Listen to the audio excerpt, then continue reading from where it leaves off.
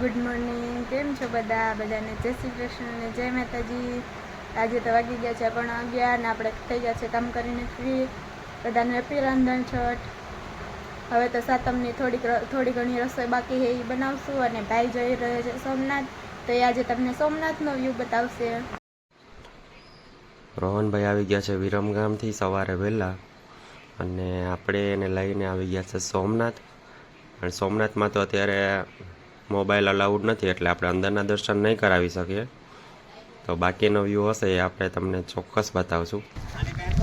મંદિરની અંદર તો મોબાઈલ લઈ જવાની પરમિશન નથી, પણ અહીંથી જોઈ લો સોમનાથ મંદિરનો નજારો.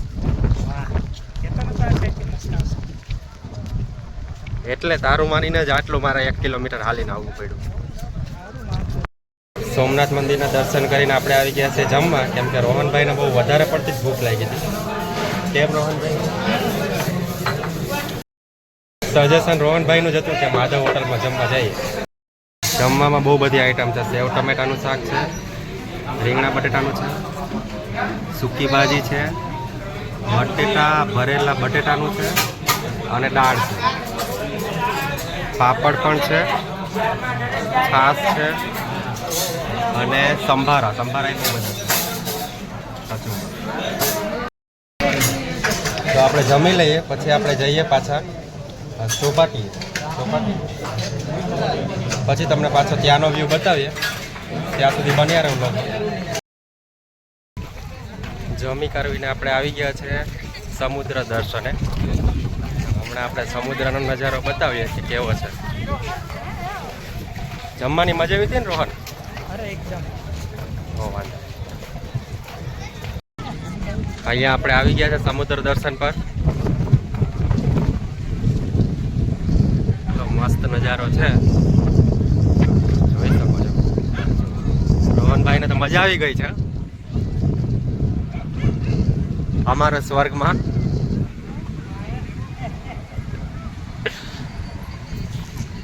અહીંયા મસ્ત હનુમાન દાદાની મૂર્તિ છે, અને તમે જોઈ શકો છો કે મતલબ મજા જ આવે એવું છે.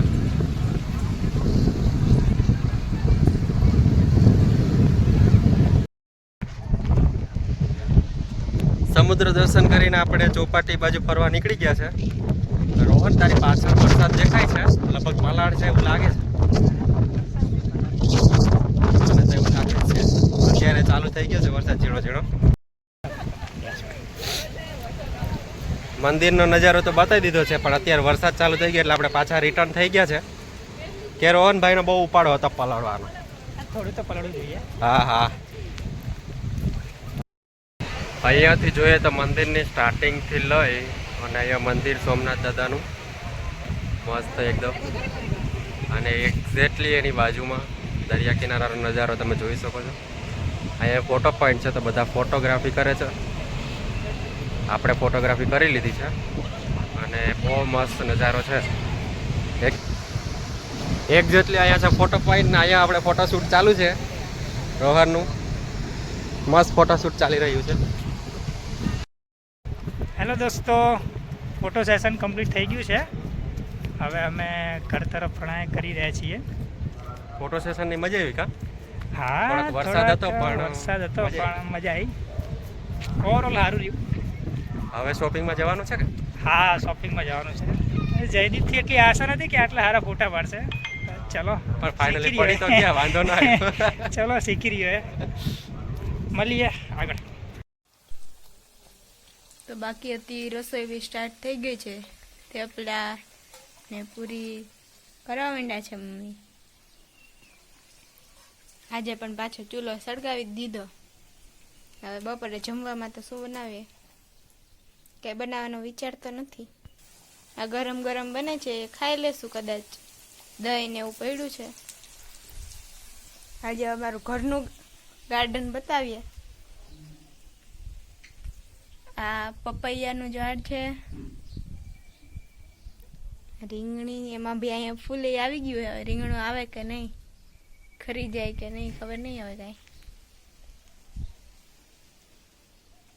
આ શાક કરવા માટેનું રતાળું છે, એ આ કલરનું જ થાય. એવા ઘણા બધા છોડો એવા છે મમ્મીએ ઘરે.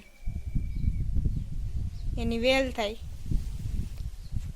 પણ એ વેલમાં એવું છે કે જે એને ઉપર જ ચડાવવી પડે, કેમ કે જો એ પાણીમાં કે રહી જાય ને તો એ બરી જાય, એટલે એમાં ન થાય. બહુ મસ્ત આમ નાગરવેલ જેવું લાગે છે નહીં મમ્મી? આ ફૂલ ઝાડ ગલગોટાનું છે.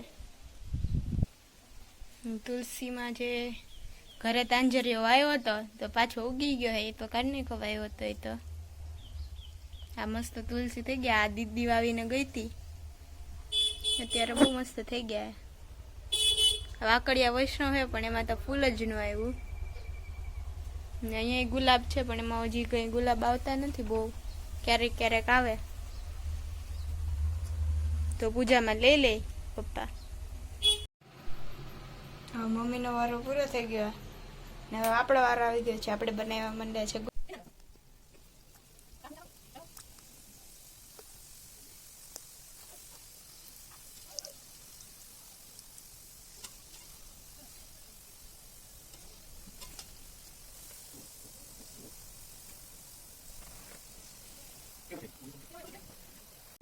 ગુલાબજાંબુ તળાઈને રેડી થઈ ગયા છે. હવે આપણે ચાસણીમાં ફાઇનલી ગુલાબજાંબુ રેડી થઈ ગયા છે.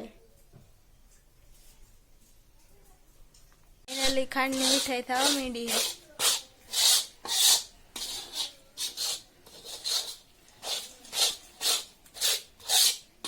પપ્પા માટે સ્પેશિયલ બનાવી. મમ્મીને ખાંડને આવડતી નથી એટલે કંદોય બોલાવ્યા છે ગામમાંથી. બધા લાડવા ખાવા, પીલા લાડવા, લાહા લાડવા.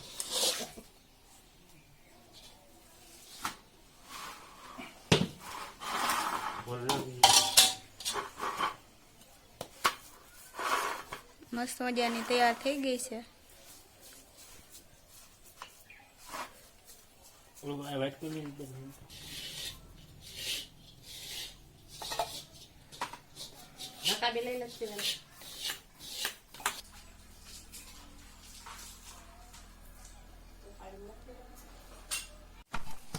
ઢેફલીનો પ્લાન હતો પણ પાછા લાડવા બનાવી નાખ્યા. કેમ મમ્મી? ઢેફલીના પ્લાનમાંથી લાડવા બનાવી નાખ્યા.